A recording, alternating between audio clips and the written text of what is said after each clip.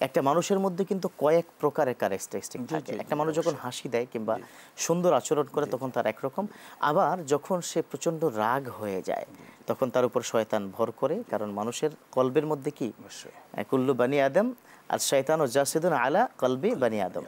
তো এই যে মানুষের অমানবীয় যে রূপটা, এটা কেন আসে? যে আমরা বিষয়গুলো সুস্পষ্টরূপে বলবো, তাহলে এই যে মানুষ, তাকে খেয়াল রাখতে হবে যে আমি মানুষ হলো আল্লাহ তাআলার শ্রেষ্ঠ সৃষ্টি, সুতরাং আমাকে আল্লাহ তাআলা তৈরি করেছেন মানবতার কল্যাণের জন্য। আপনি একজনের দিকে একটা তাকিয়ে রাস্তায় আপনি দাঁড়িয়ে আছেন, এক লোক দাঁড়িয়ে আছে, মুখ থুবড়ে দাঁড়িয়ে আছে, আপনি তার সাথে হাসি দিয়ে জিজ্ঞাসা করলেন, ভাই কোথায় যাচ্ছেন, কি করছেন, কিসের অপেক্ষায় আছেন? এটাই হলো মানবতার কল্যাণের শ্রেষ্ঠ দিক। রাসূল করিম সাল্লাল্লাহু আলাইহি ওয়াসাল্লাম ছিলেন মানবতার বন্ধু। যদি মানবতার বন্ধু তিনি নাই হতেন, তাহলে সেই যুগে আরব্য যারা ছিল জাহিলিয়াতের যুগে, তার কাছে মানুষ আমানত রাখতো না, তাকে আল আমিন বলতো না, তাকে সাদিকুল আমিন বলতো না। যারা নবী মানছে না অথচ তাকে আল আমিন বলেছে। কারণ কি ছিল?